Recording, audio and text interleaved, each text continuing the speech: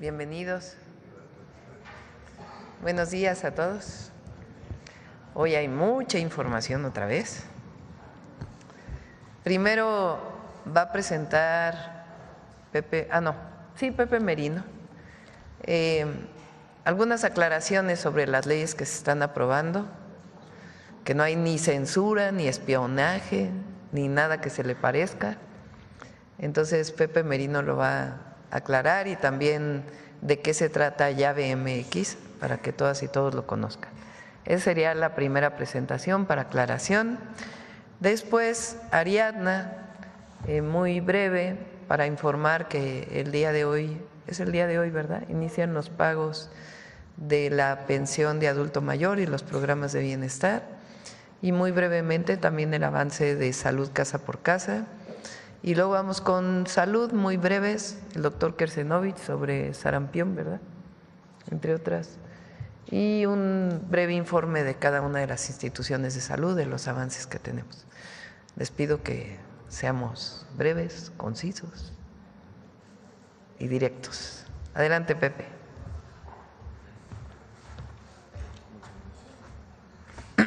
Buenos días, muchas gracias, presidenta. Pues hacer unas aclaraciones, sobre todo en respuesta a algunas de las cosas que se han declarado y que vale mucho la pena darle tranquilidad a todos y a todas sobre lo que la ley sí establece y lo que no establece. Siguiente, por favor. De manera muy rápida, bueno, el gobierno ni espía ni censura con la nueva ley de telecomunicaciones, y ahorita lo explico.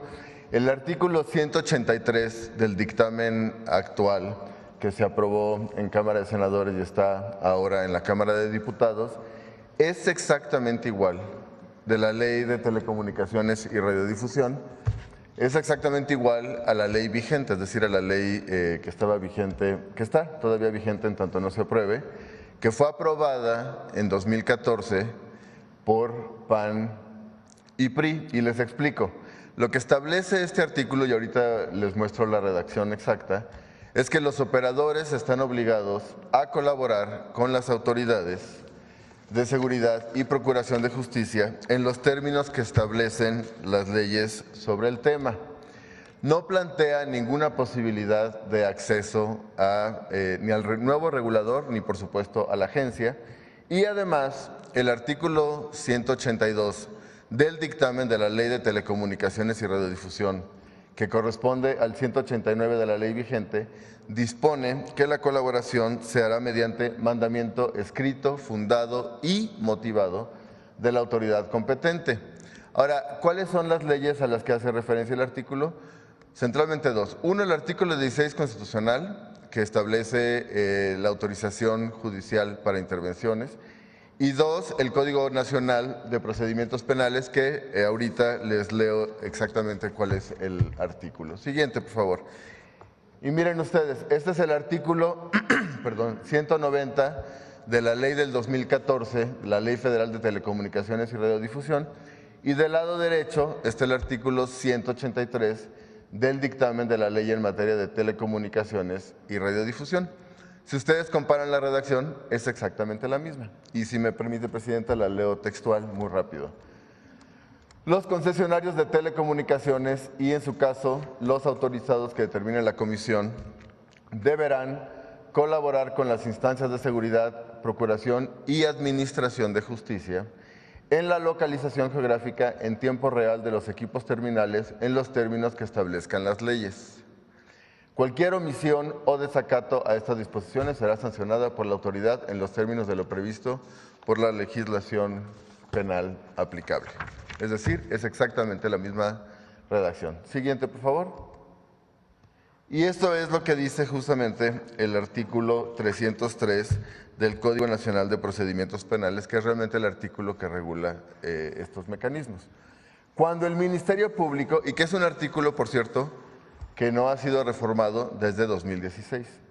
Cuando el Ministerio Público considere necesaria la localización geográfica en tiempo real o entrega de datos conservados por los concesionarios de telecomunicaciones, los autorizados o proveedores de servicios de aplicaciones y contenidos de los equipos de comunicación móvil asociados a una línea que se encuentra relacionada con los hechos que se investigan, el procurador o el servidor público en quien se delegue la facultad podrá solicitar al juez de control del fuero correspondiente en su caso, por cualquier medio, requiera a los concesionarios de telecomunicaciones, los autorizados o proveedores de servicios de aplicaciones y contenidos, para que proporcionen con la oportunidad y suficiencia necesaria a la autoridad investigadora la información solicitada para el inmediato desahogo de dichos actos de investigación.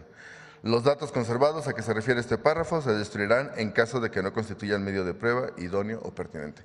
Es decir, lo que hace la ley, la nueva ley en materia de telecomunicaciones y radiodifusión, como lo hacía la ley anterior, es simplemente referir a operadores que deben colaborar en los términos de la ley, y los términos de la ley pues, es el Código de Procedimientos Penales, que establece con toda claridad la necesidad de solicitar a un juez de control la autorización para este mecanismo. Siguiente, por favor. Ahora, en lo que toca al tema de censura, digamos, lo que se esgrime tiene que ver con los derechos de las audiencias. Recordemos que los derechos de audiencia son un derecho humano previsto en el artículo 6º constitucional y que se restituyen en el nuevo dictamen de la ley en materia de telecomunicaciones y radiodifusión los derechos de la ley del 2014, tal y como estaban en la ley del 2014, que implica dos cosas. Por un lado, esto se inicia ante una queja de la audiencia, es decir, no es algo que inicie el regulador de telecomunicaciones. La audiencia inicia una queja ante el defensor de audiencias de cada medio y a partir de ello, la autoridad, si así procede, hace un apercibimiento a los medios pues, para que se apeguen a los derechos de las audiencias. ¿Y cuáles son centralmente los derechos de las audiencias? Contenidos diversos, no discriminación, igualdad de género, distinguir entre publicidad y contenido y todo lo que corresponde a programación infantil. Es decir, no hay ningún acto de censura por parte de la autoridad, lo que hay es una queja por parte de las audiencias que se presenta a un defensor de audiencias y en su caso la autoridad pues apercibe al medio. Siguiente, nada más para comparar también las redacciones, muy rápido. La ley Federal de Telecomunicaciones del 2014 y la ley en materia de telecomunicaciones, y básicamente la redacción es la misma con un cambio menor en términos. La ley anterior decía vigilar y sancionar las obligaciones en materia de defensa. La propuesta del dictamen es vigilar el cumplimiento de los lineamientos en materia de derechos de las audiencias. Pero bueno, este es un mecanismo que, contrario a la censura, lo que hace es dar a las audiencias mecanismos de expresión y queja ante cualquier contenido en medios que viole los derechos de estas mismas audiencias. Entonces, bueno, ni censura ni espionaje. Y ya BMX, muy rápido, Presidenta. Ayer salió una nota en redes sociales con un video argumentando pues, que se había usurpado la identidad de alguien usando su CURP. Siguiente, por favor. Les explico muy rápido. Al día de hoy, ya BMX no permite suplantar la identidad de nadie por tres razones muy sencillas. Uno, no puedes iniciar y concluir un trámite por completo simplemente con la llave MX como está hoy. Esto que implica que no puedes usarla exitosamente por sí sola, dado que se requiere siempre en los trámites en los que está asociado. De hecho, hay alrededor de 70 trámites a los que está asociado hoy ya BMX. En todos los casos se requiere siempre una documentación adicional que revisa un servidor público para acreditar la identidad. Entonces, si sacaron o no sacaron una llave MX con una CURP que no era propia, pues es una llave que no van a poder usar para realizar exitosamente ningún trámite. Dar de alta una cuenta llave MX con una CURP que no es tuya, pues no implica, por tanto, suplantar la identidad de nadie. Las iniciativas de ley permitirán, ahí sí, con mecanismos de seguridad que ahorita detallo, poder autenticar la identidad digital de una persona sin que probablemente se requiera una verificación documental adicional. Pero al día de hoy no es posible, y permítanme ser muy enfático, hacer un trámite únicamente con llave MX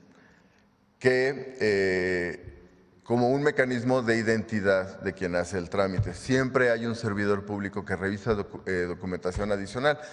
Inicias el trámite con llave, pero subes documentos de identidad que permiten validar pues, que efectivamente quien quien usa o está usando la llave es la persona que dice ser, ¿no?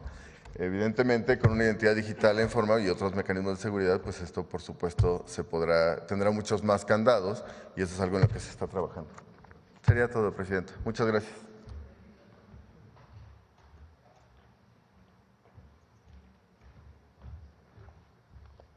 Con su permiso, Presidenta. Buenos días a todas y a todos.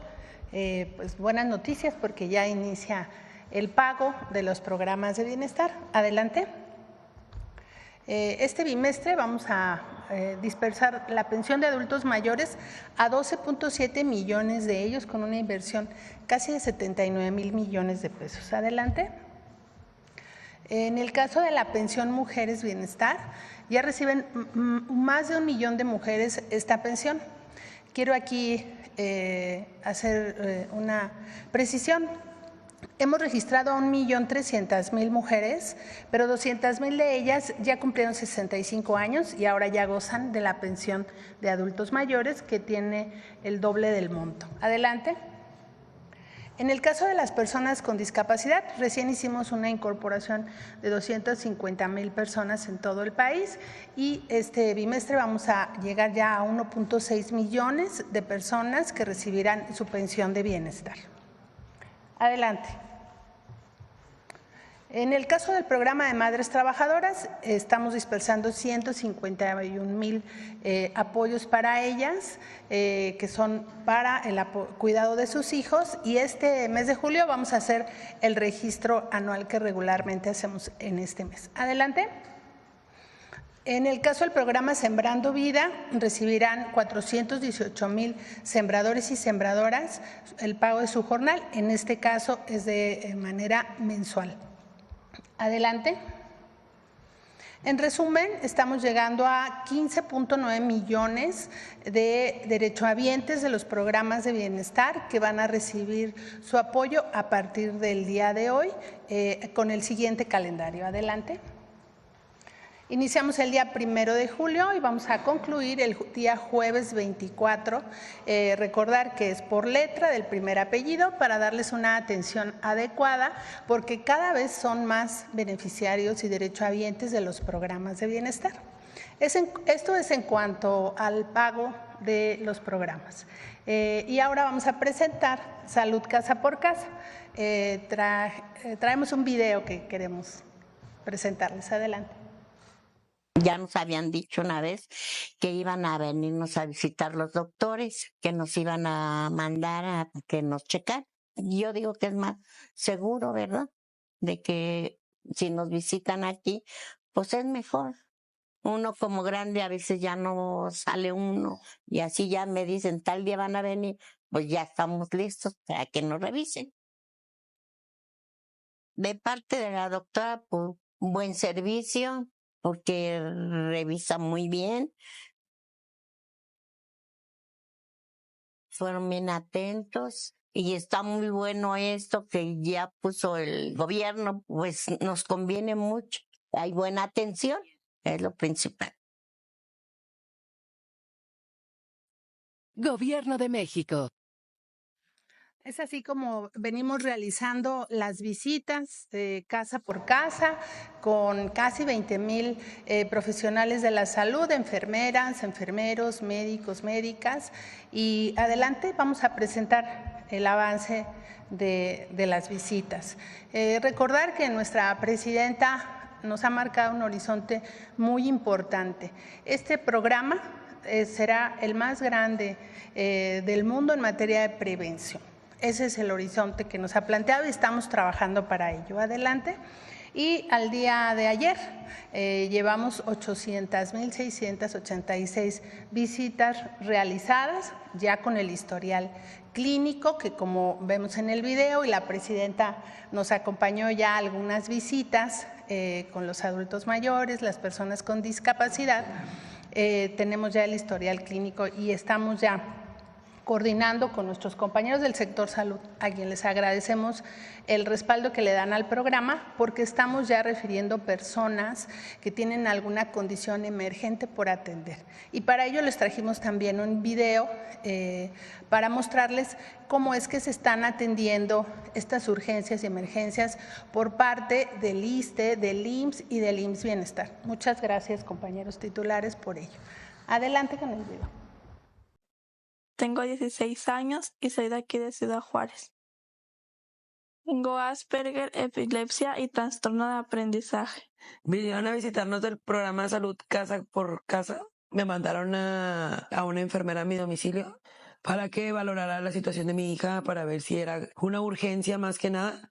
Y luego ya me dijeron que me tenían que operar. Si no hubiera venido la enfermera, ya no sé qué estaría pasando, porque apenas llegué allí y en cuanto llegué me operaron. El programa de salud casa por casa me parece bien porque ayudan a la gente que necesita de su apoyo. Ya me siento bien, ya puedo caminar más. Gobierno de México. Este es el caso de una niña que vive en condición de discapacidad, que cuando llegó la enfermera a su domicilio estaba con síntomas y en el Seguro Social nos hicieron favor de operarla del apéndice y fue un caso pues muy exitoso. Y todos los días estamos teniendo estas relación con el sector salud para apoyar a las personas. Muchísimas gracias. Buenos días.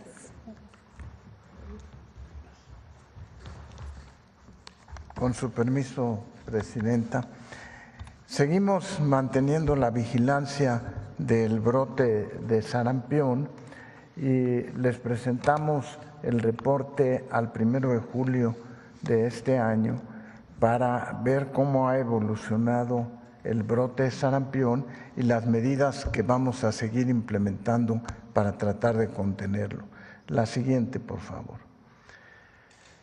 El aspecto importante es que hasta el momento hemos logrado diagnosticar 2.942 casos de sarampión con evidencia científica estricta, con PCR 2.605 casos que están confirmados. Tenemos actualmente 255 casos que están pendientes de dictaminación y la tasa de incidencia que llegó a ser de 69.4 está ahora en 2.21 casos por 100,000 personas.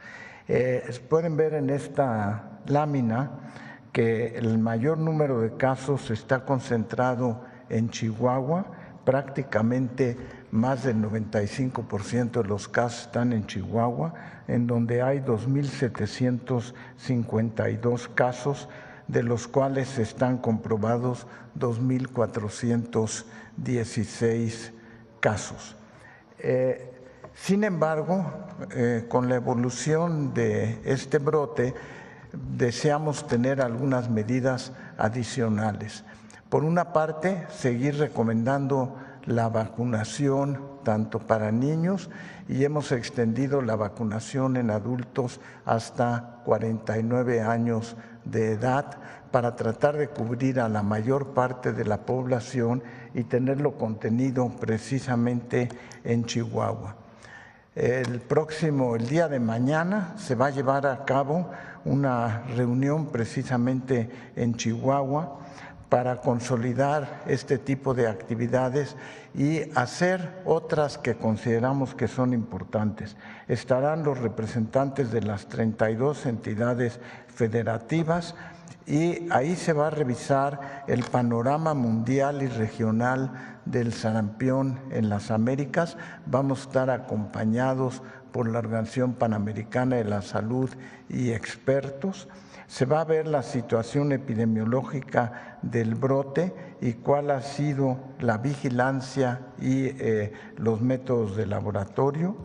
También se va a revisar el funcionamiento de los equipos de respuesta federal y estatal, las coberturas de vacunación que hemos tenido y los escenarios epidemiológicos e intervenciones priorizadas de epidemiología, vacunación y laboratorio. El subsecretario, el doctor Ramiro López Elizalde, nos va a hacer favor de coordinar esa reunión. Me pasa la siguiente, por favor. El aspecto más importante es que al corte de este mes, las 32 entidades federativas cuentan con 4.5 millones de dosis de vacuna triple viral y 1.4 millones de la vacuna doble viral para la población de 1 a 49 años. Es decir, no tenemos problema en el número de vacunas y estamos reforzando la campaña en medios para que se vacunen las personas.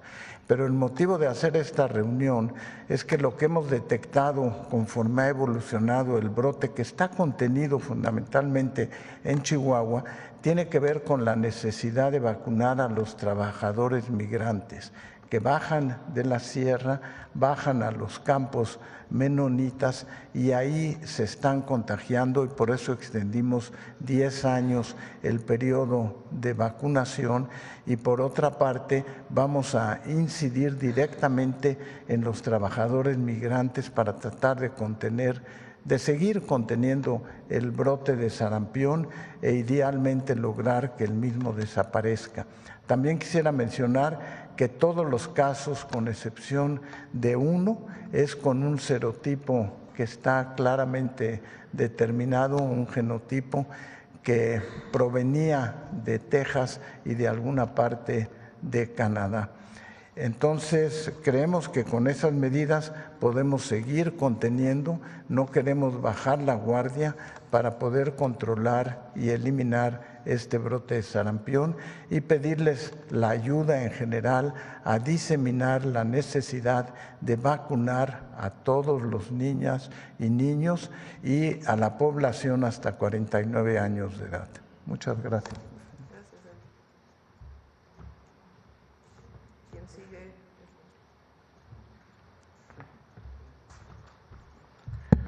Con su permiso, muy buenos días, Presidenta, señor Secretario, equipo del Gabinete de Salud.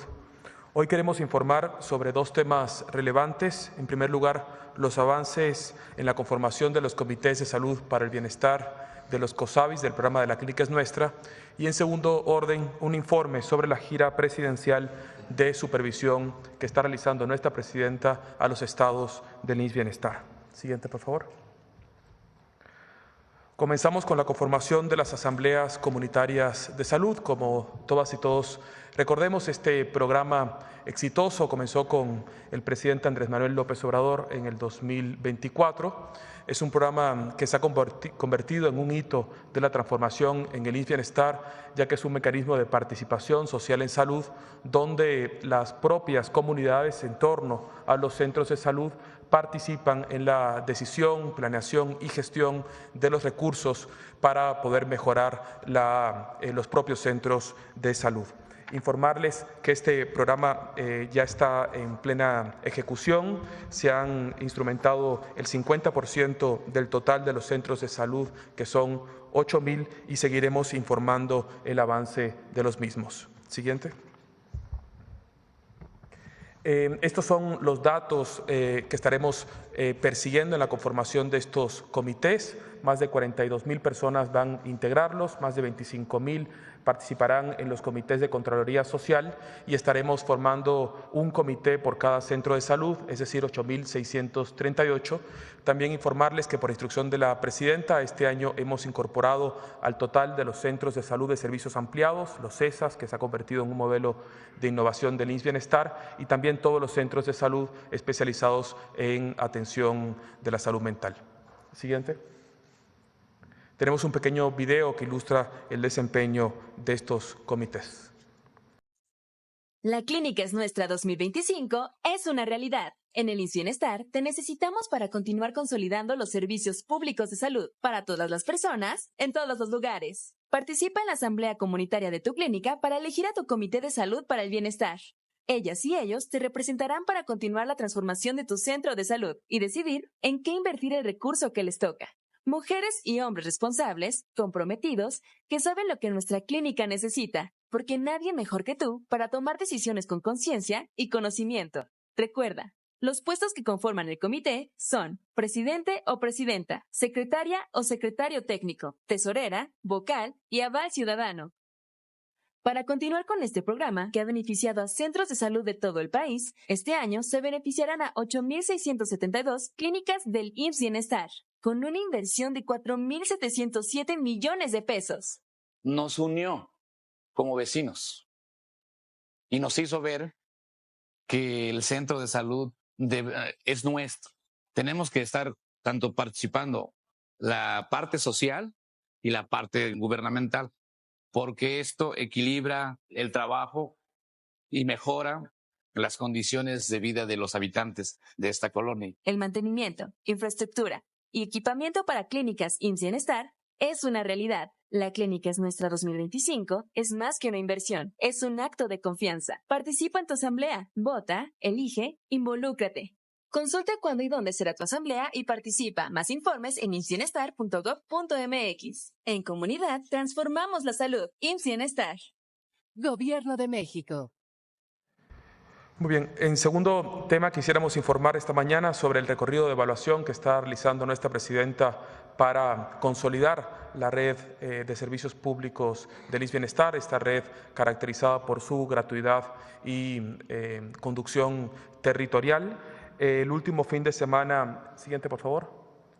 El último fin de semana visitamos primero Nayarit, donde supervisamos una obra que será un hospital de alta especialidad de alcance regional. El sábado estuvimos en Michoacán, donde la presidenta encabezó la supervisión de obra del Hospital Comunitario de Maruata, el cual informamos comenzará a atender el próximo 15 de agosto. El domingo estuvimos en Colima, donde presentamos el proyecto de rehabilitación de 4 hospitales y la compra de 2 tomógrafos. Y estas entidades se suman a otros estados visitados como el Estado de México, Tlaxcala, Morelos, Hidalgo, Puebla, Quintana Roo, Yucatán y Campeche. A la fecha hemos recorrido 11 estados y hemos caminado junto con nuestra presidenta más de 18 kilómetros en esta gira. Ha sido una gira por instrucción de ella que se ha caracterizado por escucha directa de las necesidades de los hospitales, hospital por hospital, clínica por clínica y quirófano por quirófano, y se ha generado un resultado muy puntual de las necesidades de cada estado. Siguiente, por favor.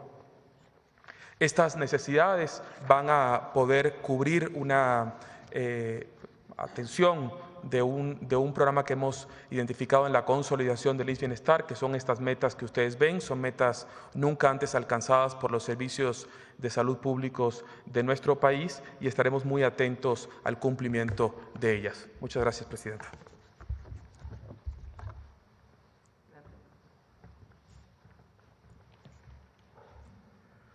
Buenos días, Presidenta. Buenos días, amigos de los medios de comunicación. Estamos realizando las jornadas quirúrgicas, ya habíamos informado aquí en la mañanera de estas actividades para concentrar esfuerzos para hacer las cirugías que tenemos pendientes. Adelante. Las cirugías que tenemos pendientes en el ISSSTE básicamente se concentran en 3 grandes temas: las cirugías de cataratas, las cirugías de rodillas y las cirugías urológicas. Ahí están concentrados como el 80% de las cirugías que tenemos pendientes. Para poder realizarlas rápidamente a lo largo de este año, se ha desarrollado una estrategia. Esta estrategia ubica 35 unidades como centros regionales para la realización de las jornadas. Eso quiere decir que en esos 35 puntos se trasladan cirujanas y cirujanos, se concentran y ahí se cita a las personas, a los pacientes cuya cirugía se tiene que realizar. Se apoya a los derechohabientes con viáticos para su traslado a esos puntos de acuerdo a la región correspondiente. De esta forma, tenemos capacidad para realizar 4,608 cirugías en lo que resta del 2025. De esas 4.608 ya se han registrado hasta el momento 4.129 pacientes. Y de esos 4.129 pacientes tenemos ya programadas para julio y agosto 3.068 cirugías. Estas cirugías se distribuyen así. Son 2.477 cirugías. Adelante, por favor. 2.477 cirugías de cataratas en 8 entidades federativas para julio y agosto. Es Ciudad de México, Guerrero, Michoacán, Morelos, Estado de México, Veracruz, Baja California y Baja California Sur. En el caso de las cirugías urológicas, a lo largo del mes de julio, estas se van a concentrar en 3 entidades federativas. En el Hospital Regional de León, Guanajuato, en el Hospital Regional de Torreón, Coahuila, y en el Hospital Regional de Monterrey, Nuevo León. Y finalmente, en el caso de las cirugías de rodilla, tenemos 539 programadas para el mes de julio y se van a concentrar en el Hospital Regional de Torreón, Coahuila, en el Hospital General de Zapopan, Jalisco, y en el Hospital General de Tepic, Nayarit. De esta manera, vamos a realizar una gran cantidad de cirugías a lo largo del 2025 y a reducir el número de pendientes que tenemos. Muchas gracias, Presidenta. Los viáticos, como comentaba al principio, y enfatizo este punto, para que podamos atender a los pacientes, el ISSSTE se va a encargar de los viáticos. Es decir, si por ejemplo hay un paciente que vive en Tamaulipas, pero la cirugía se le va a realizar en Torreón, Coahuila, el ISSSTE se encarga de pagarle los viáticos a ese paciente para que se traslade a Torreón y ahí se haga su cirugía. Y así en cada caso. Entonces, eso nos permite una concentración importante de cirujanas y cirujanos. De hecho, realizamos a finales del año pasado un ensayo, un piloto en Oaxaca con las cirugías urológicas y ahí se trasladaron varias decenas de cirujanas y cirujanos y realizamos al mismo tiempo varias decenas de cirugías utilizando toda la capacidad de los quirófanos del hospital. Eso es lo que vamos a hacer con los viáticos a cargo del ISSSTE para las pacientes y los pacientes. Muchas gracias, Presidenta.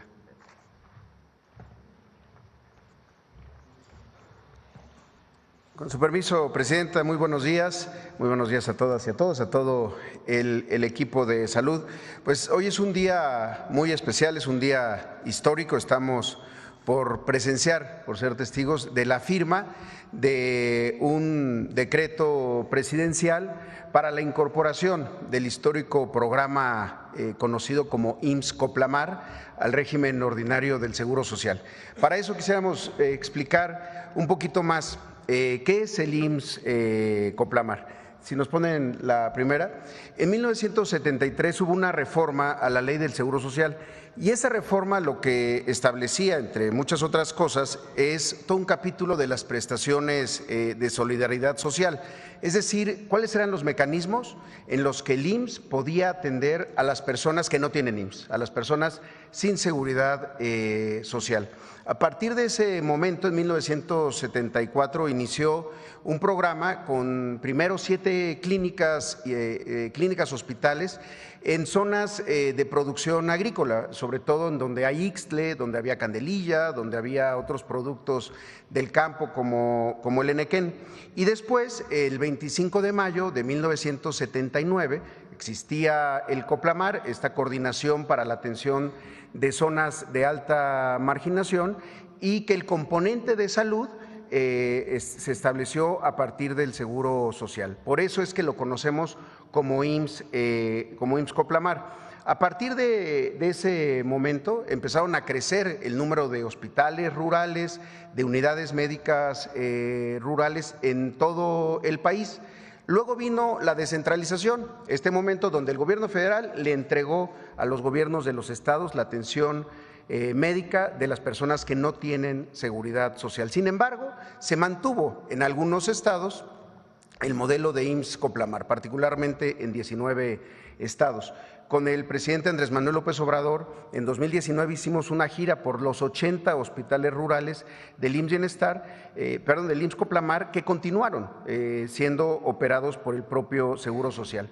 Pero hubo un momento, ya con la creación ahora del IMSS Bienestar, esta nueva institución para la atención de las personas que no tienen seguridad social, que el Coplamar se quedó un poco a la mitad, sin incorporarse al IMSS Bienestar, pero tampoco con una incorporación plena al régimen ordinario del IMSS, es decir, al Seguro Social histórico. Y lo que hoy estamos por hacer con la decisión de la presidenta de este decreto es la incorporación de toda esta instalación de IMSS-Coplamar, de sus trabajadores, de sus unidades, de sus hospitales, al régimen ordinario del IMSS. La siguiente, por favor. Ahora, ¿dónde está el IMSS-Coplamar? Que ahora será parte del IMSS, del Seguro Social, en 19 estados, y son 81 hospitales, que lo mismo están, 1 en Baja California, 3 en Chihuahua, 3 en Coahuila, 3 en Durango, 2 en Sinaloa, 1 en Nayarit, 6 en Zacatecas, 6 en San Luis Potosí, 4 en Hidalgo, 7 en Michoacán, 1 hospital en Guerrero, 2 en el Estado de México, 7 en Puebla, 9 en Oaxaca, 6 en Veracruz, 2 en Campeche y 4 en Yucatán, además de los 10 hospitales que hay en el estado de Chiapas.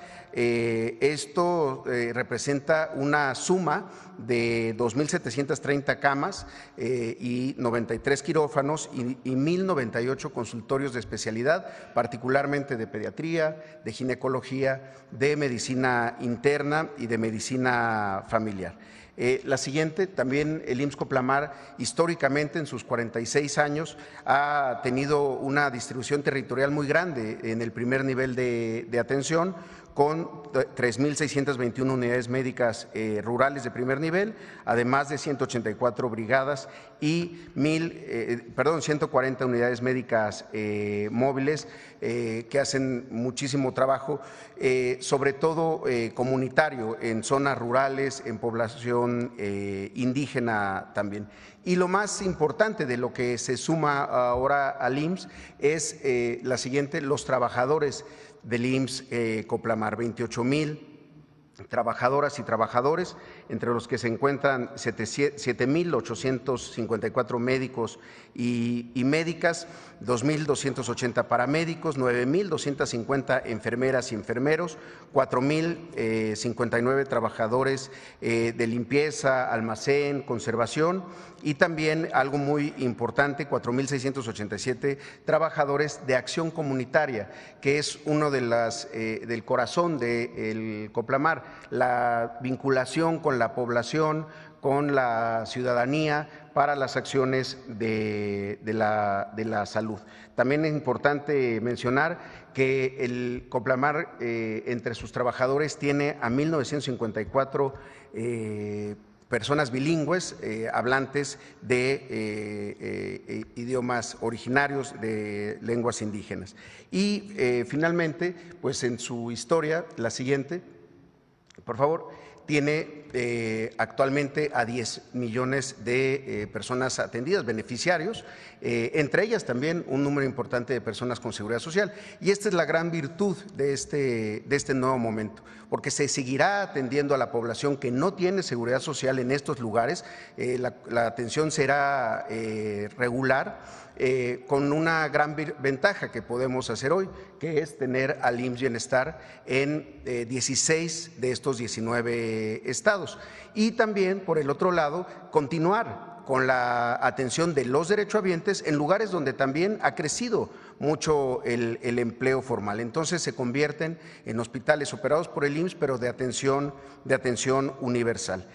La siguiente, por favor. Y finalmente también viene una nueva etapa importante, porque vamos a poder incorporar al modelo de atención del Seguro Social en estos hospitales otras especialidades que históricamente no se tenían o solo se tenían en 2 hospitales, en Tlaxiaco y en San Quintín: otorrino, trauma y ortopedia, y también oftalmología. Vamos a hacer una provisión presupuestal de los recursos del IMSS para poder invertir en estos hospitales, también complementar plantillas y evolucionar al final de cuentas para que la atención sea para todas y todos sin distinción de la situación laboral. Por eso estamos muy agradecidos, Presidenta. La verdad que después de 46 años de trabajo de este programa Coplamar, tiene no un final, sino una nueva etapa, incorporándose al régimen ordinario del Seguro Social.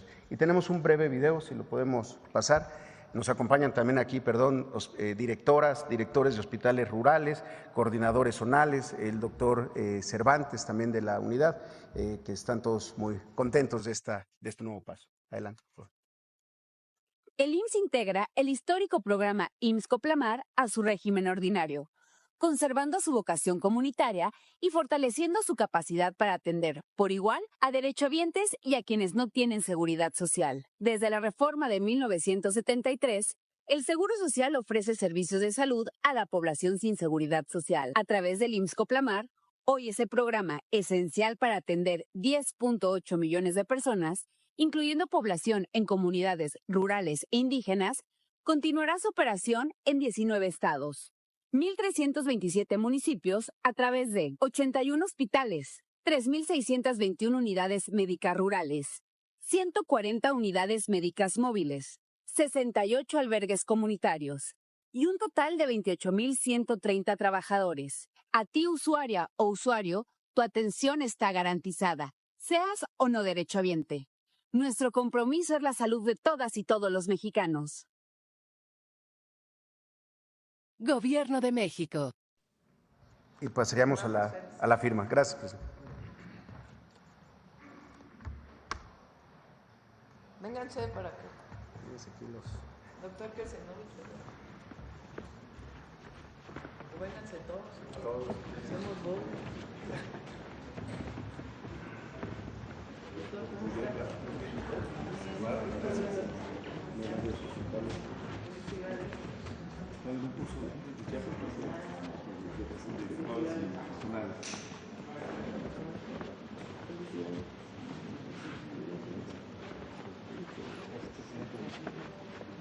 Un gusto, presidente.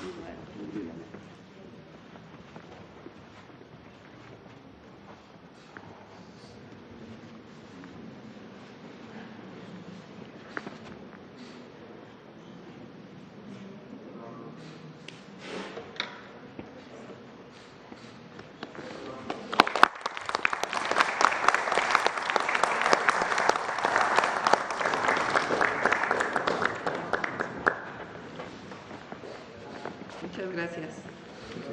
Gracias, Zoe. Gracias.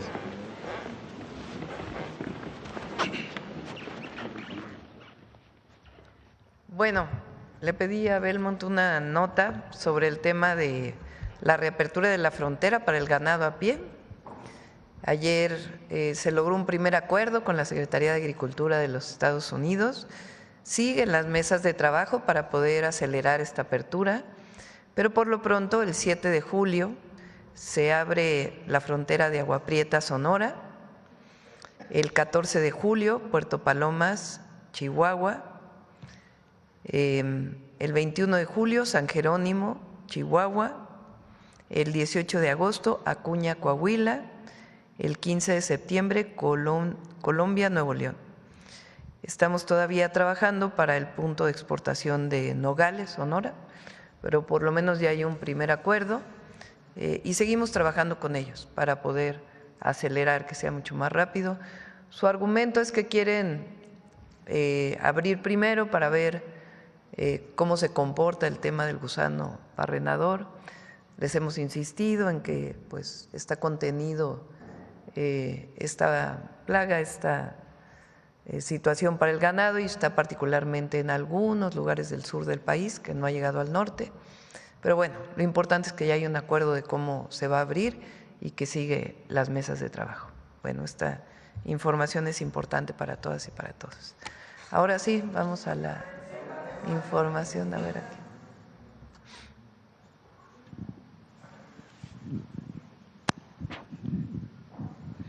Muy buenos días, Presidenta. Hans Salazar, de Noticiero en Redes. Preguntarle primeramente sobre que la Corte, la Suprema Corte de Justicia, se está presionando por parte de Movistar, este tema que usted ya lo ha abordado, para que tenga el beneficio fiscal de los 4.442 millones de pesos. ¿Cómo lo está presionando? Pidiendo a la Corte que reemplace a la ministra Lenia Batres, quien claramente se ha opuesto a este tipo de situaciones. Y bueno, pues entendiendo que ya viene el final de la Corte actual, viene el cambio el próximo 1 de septiembre. ¿Usted qué opina, qué planteamiento haría al respecto? Porque todavía queda un pequeño margen, pero aún para que esto se pueda, bueno, con esta presión que se está haciendo y que haya miembros de la Corte que sabemos perfectamente que también se han prestado este tipo de cosas, ¿usted qué observa al respecto? Pues que actúen conforme a derecho. Ellos son los que hablan, muchos de los ministros y ministras del Estado de Derecho, pues que actúen como tal y que no sean vínculos de interés los que estén asociados a una resolución. Y si no hay posibilidad, pues que se lo dejen a la nueva Corte. Pero esto de excluir a una ministra para poder sacar una votación, pues como que no tiene mucha explicación. Que expliquen en todo caso públicamente por qué consideran una u otra votación, porque son recursos del pueblo, impuestos que se dirigen a beneficios, programas de bienestar, salud, educación, obras de infraestructura para el pueblo de México. Entonces, las ministras y ministros primero deberían ser transparentes en su decisión y explicarle al pueblo por qué van a votar de una u otra forma. Y segundo, pues que actúen conforme a derecho. Y si no pueden, pues ya que le dejen el paso a la nueva Corte. Usted en estas últimas semanas que le quedan a la Corte actual, ¿ve algún riesgo de más tipo de decisiones como estas? Pues ganas no les faltan de resolver a lo mejor acuerdos que hicieron en algún momento con alguien. Pero hoy están más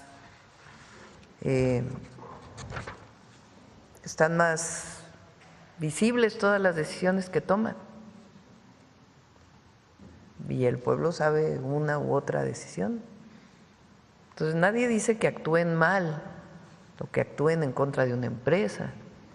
Todos tenemos derecho a la justicia, las empresas, la gente pobre, la gente rica, todos. Nadie por encima de la ley, como decía Juárez. Pero, pues que expliquen por qué. Así como Lenia explicó públicamente, o la ministra Lenia Batres explicó públicamente cuáles son las razones que ella plantea para no estar de acuerdo con esta devolución, pues que los otros lo planteen también y que se actúe conforme a derecho y que todos los casos que tienen ahí pendientes, pues ya que si no van a actuar bien conforme dicen las leyes, pues que se lo dejen a la nueva Corte, porque gana seguramente. Muchos han hecho acuerdos para favorecer a unos o a otros. Y eso es lo que ya queremos que desaparezca.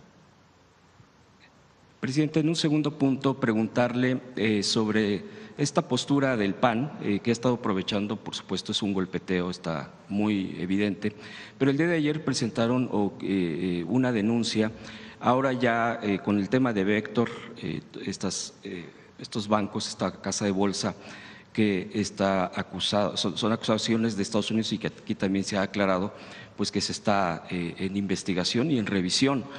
Pero bueno, pues con esto ya el PAN, con este presunto lavado de dinero, que es la acusación, que se está por… pues a lo mejor ellos tienen pruebas, ¿verdad? Pero lo que… Porque para presentar una denuncia, pues se necesitan pruebas. Entonces, justamente lo que nosotros estamos planteando, pues es que no hay pruebas para poder actuar desde México. Aquí la pregunta es, Presidenta, porque una de las razones fue que acusan o señalan, mejor dicho, que Héctor tuvo que ver con dinero, movimiento de dinero de García Luna, que por cierto se le ha cambiado recientemente de cárcel, pero no lo mencionaron, no hacen mención, pero sí mencionan al expresidente López Obrador. ¿Qué respondería ante esto? Pues es pura propaganda de ellos, porque no tienen pruebas. Si las pruebas que enviaron del Departamento del Tesoro al gobierno de México, o la información que enviaron, pues no representaba prueba alguna. Aún así, la Secretaría de Hacienda hizo su propia investigación y la Comisión Nacional Bancaria de Valores sancionó a esta casa de bolsa dado que no cumplía con una serie de cuestiones administrativas. Pero en términos de lavado de dinero no presentaron ninguna prueba, a lo mejor ellos tienen prueba. Pero miren, es parte de la hipocresía y del engaño. Lo que presentó Pepe en la mañana, al principio de la mañanera. Dicen que la ley de telecomunicaciones le llaman ahora la ley espía. Esa es, ¿no?, su propaganda. Y dan como argumento un artículo que es exactamente igual al artículo que ya tenía la ley. No se modificó nada. Que es a solicitud de un juez poder tener información de un teléfono, que eso existe ahora y existe desde que se aprobó la ley en su momento. O sea, no cambia nada de la ley anterior a esta. Y le llaman, estamos espiando. Pues ¿cómo vamos a espiar? Primero, ni el interés hay. Es un asunto que tiene que ver con el mejor funcionamiento del sistema de telecomunicaciones en nuestro país y que en caso de temas de seguridad pues pueda haber información de las empresas telefónicas igual que estaba antes. Nada más que ellos creen que como le ponen un nombre, pues entonces la gente se va a ir con la finta. Pues no, hay que informar. Nada cambió en la ley de lo que ellos argumentan que ahora el gobierno va a espiar a personas. No, no cambió nada, absolutamente nada en esa ley que tuviera que ver con algún espionaje. Nada. O ley censura. Fíjense por qué, porque ahora resulta que las audiencias tienen derechos. ¿Quiénes son las audiencias? Todos nosotros, que escuchamos la radio, la televisión. Y que si nos sentimos ofendidos porque hubo algo que sabemos que es mentira o que no debería de haber salido, pues podemos ahora sí reclamarle a la televisora, al radio, y ellos tienen la obligación de aceptar ese reclamo.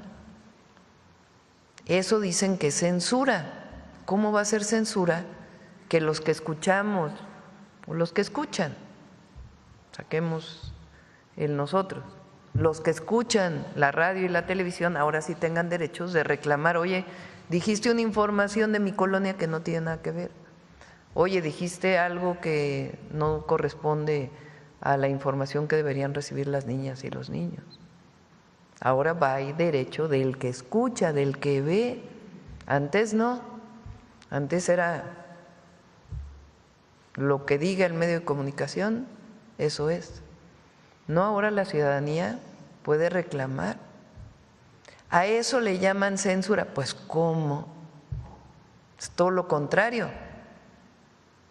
Es una revisión ciudadana del derecho a la información, que es un derecho constitucional. De hecho, una de las cosas, Presidenta, que expone el panismo, digo, hay varios actores, varios dirigentes ahí, que es de lo que más han estado recalcando para, me parece, asustar, es van a saber dónde estás, con quién estás, qué vas a hacer. Es un tema de geolocalización y que eso se va a poder hacer automáticamente en cuanto se apruebe esta ley. Ese es uno de los puntos que creo que ha remarcado bastante y que bueno, aquí se ha expuesto el tema de la ley muy claramente cuál es el sentido. Es falso. ¿Cuándo se hace? cuando hay presunción de un delito y un juez lo permite. No para cualquier ciudadano, eso está prohibido. Y sigue prohibido, y estaba prohibido, y está prohibido ahora. Solamente frente a una investigación de un delincuente, un presunto delincuente, que se sabe su teléfono, pues se le pide a un juez, oye, necesito saber su geolocalización. Porque si se detuviera, fíjense, si una persona se detiene debido a que se encontró su localización a través del teléfono, pero no fue orden de juez, no es válido para el juez. Esto es igual que estaba antes, no hay ninguna diferencia, es inventar. Y la hipocresía, porque ellos sí nos espiaban a nosotros, la verdad. Recuerdo que cuando iba a ser candidata a jefa de gobierno, llegaron unos, creo que ya lo he platicado, ¿no? Llegaron unos jóvenes a verme, yo creo que sí lo puedo decir, ya pasó mucho tiempo. Trabajaban en la Fiscalía General de Justicia de la Ciudad de México y llegaron a buscarme. Recuerden que yo era jefa delegacional de Tlalpan, después me salí para estar en campaña y llegaron a buscarme a decirme, oiga, le queremos decir algo, nos pidieron que interviniéramos su correo electrónico, nada más para que tenga cuidado de los muchachos que estaban en contra de que se hiciera eso. No, eso ya es otra cosa. Ya se lo pueden imaginar ustedes. Entonces, eso se hacía antes.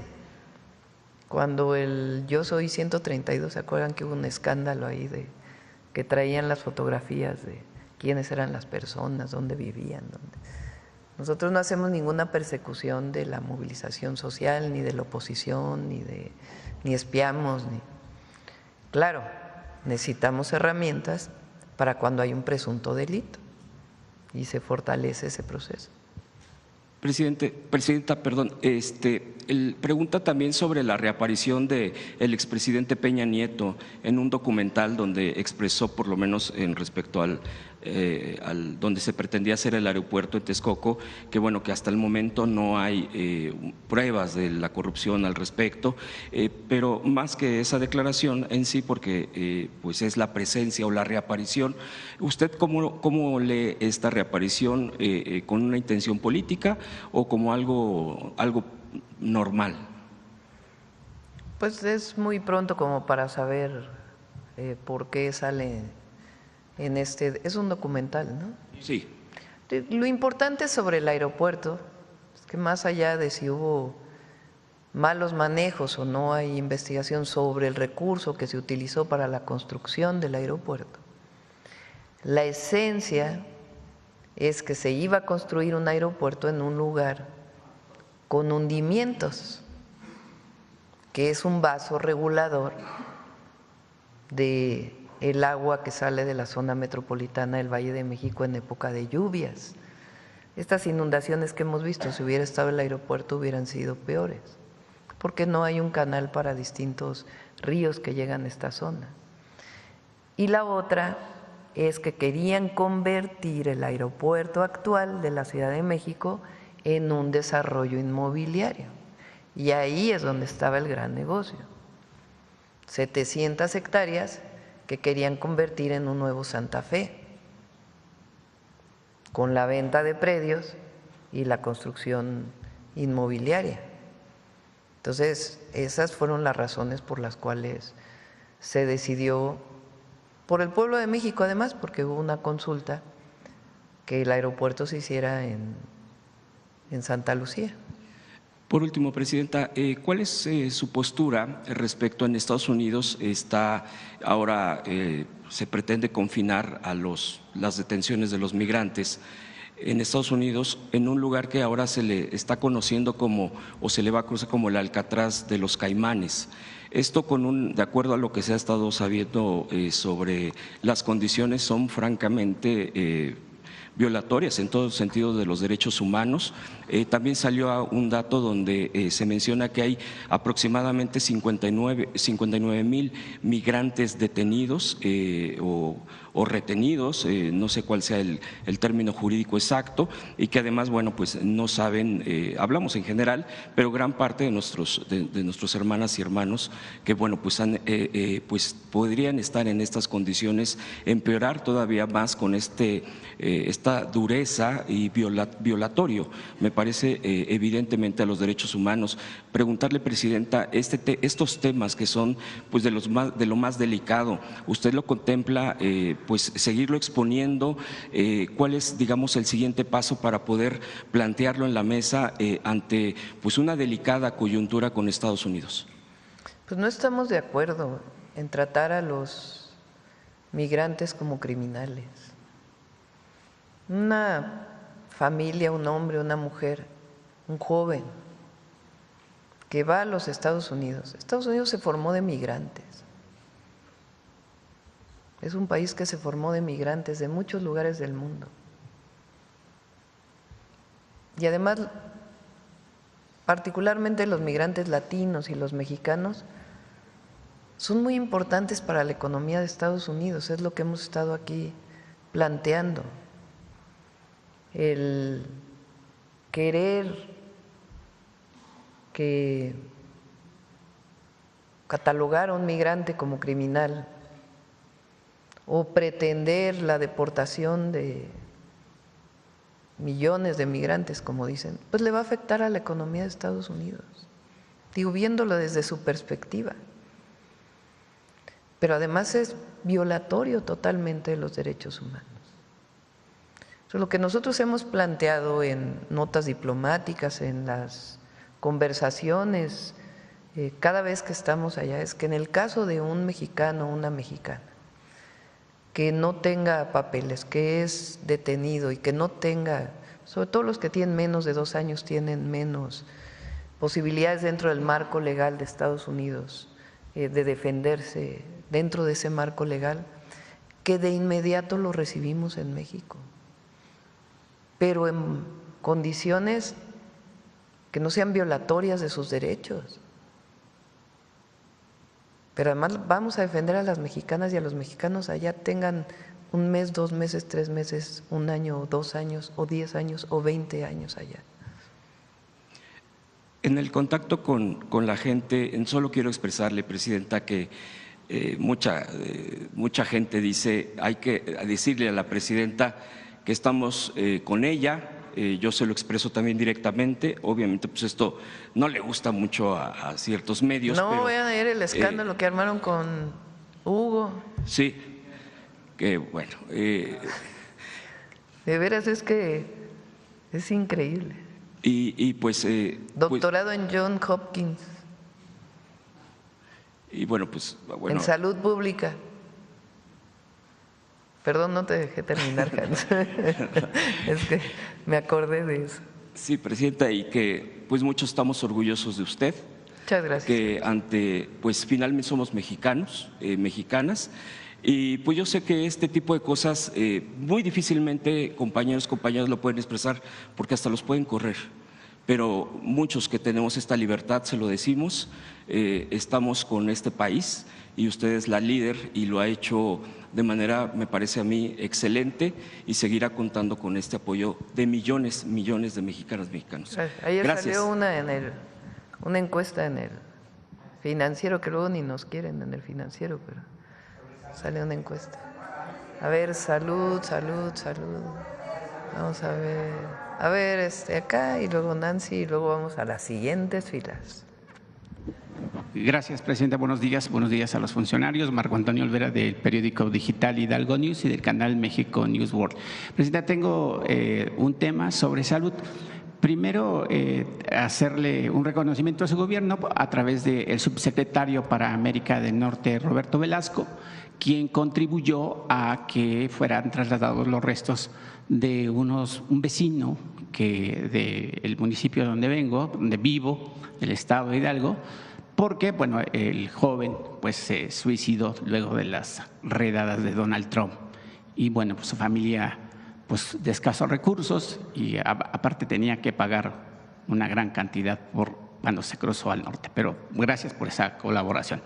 Y con el tema de salud, Presidenta, yo quisiera preguntarle sobre el acceso a la gente con este ingreso, bueno, esta incorporación de este sistema al IMSS Bienestar.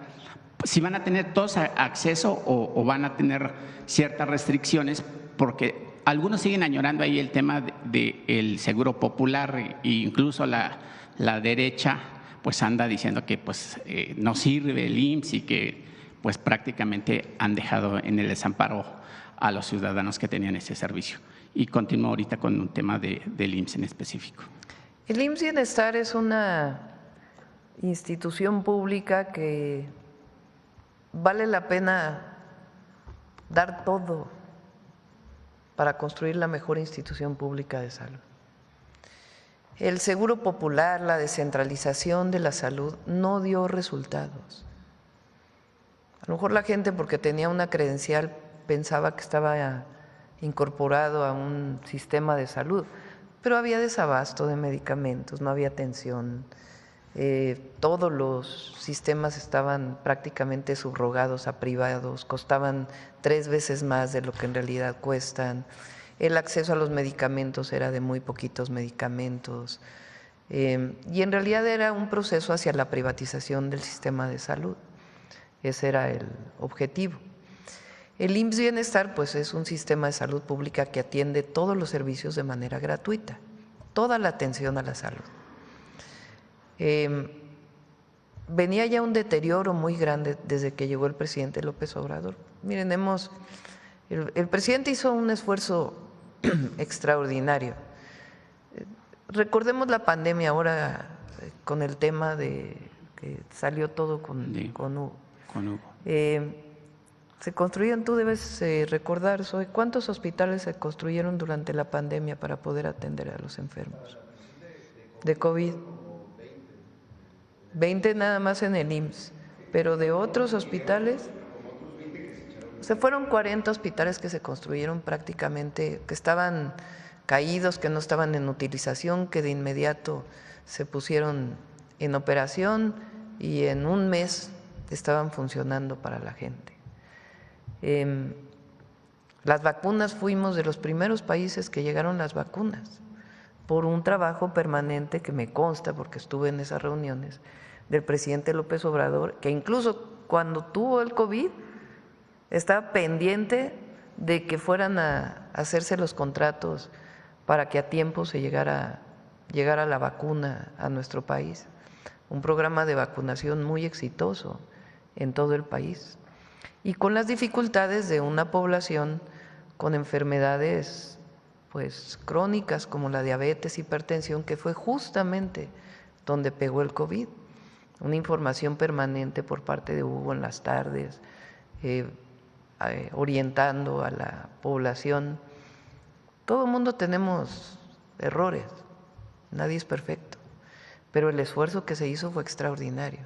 Y después de la pandemia, pues construir un sistema de salud federalizado a partir de hospitales que ya venían con muchos problemas, hospitales contratados con las famosas asociaciones público-privadas abandonados. El hospital de Juárez, bueno, se tardaron como 7 años, ¿no?, en acabarlo, porque o más, por todos los problemas administrativos que estaban asociados a ese hospital como a muchos otros. Entonces, ¿a qué nos estamos dedicando ahora? A consolidar ese sistema, a que todos los quirófanos estén abiertos, a que todos los equipos quirúrgicos para operar estén en funcionamiento, a que la clínica es nuestra, a través de la participación de la gente nos ayuden a mejorar los centros de salud de una manera pues directa, que no requiera tanta burocracia. Estamos resolviendo todos los equipamientos de todos los hospitales que aún quedan, contratando a los médicos. Hay recursos y una burocracia interna también que viene desde aquellas épocas del Seguro Popular, que lo único que era pues eran mecanismos para seguir haciendo que el dinero llegara a unos cuantos y no llegara a todos. Entonces es un sistema de salud, porque no es un programa, es un sistema de salud que va a funcionar al 100 porque va a funcionar. Los medicamentos ha sido, en efecto, tuvimos problemas en la licitación, pero la decisión entre tener un esquema donde las farmacéuticas que licitaron en contubernio con algunos funcionarios ganaran licitaciones a sobreprecio o acabar con eso y volver a licitar, no fue una decisión fácil por el abasto, pero no podemos nosotros avalar un acto de corrupción. Entonces se trabaja, yo me reúno todos los lunes 2 horas, a veces 3 horas, dándole seguimiento a cada tema, qué pasó con el quirófano de aquí, qué pasó con el medicamento, ya se resolvió este problema, ya se resolvió el otro. Esa convicción no la tiene la derecha, nunca la va a tener. El conservadurismo no ama al pueblo, no quiere a la gente.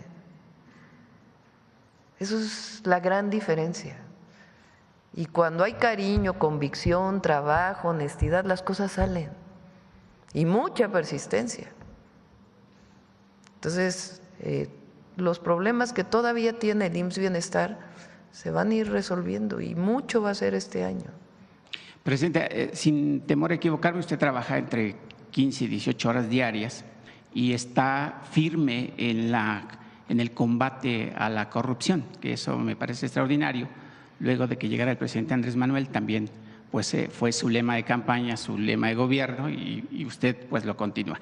En ese sentido, hay un tema aquí en el IMSS, que afortunadamente está el director del IMSS, Zoe Robledo, y desde las oficinas centrales del mismo instituto, concretamente desde la Dirección de Administración y la Unidad de Adquisiciones, se han girado instrucciones a los órganos de operación, administración desconcentrada en los estados de la República y las unidades médicas de alta especialidad para que contraten las empresas que prestan el servicio médico integral de estudios de laboratorio clínico, en muchos casos sin causa justificada, a fin de que sean sustituidos por otros laboratorios que garanticen, entre comillas, oportunidades de negocios, independientemente de la calidad del servicio que puedan otorgar.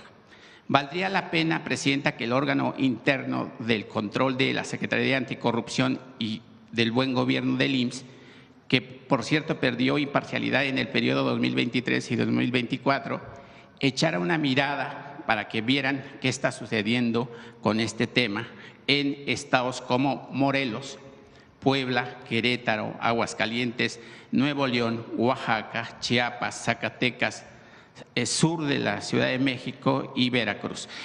Aquí yo traigo un documento que obviamente no voy a decir el nombre del funcionario que gira las instrucciones, se lo dejo aquí en Comunicación Social para que usted lo vea y quisiera saber la respuesta de Zoe.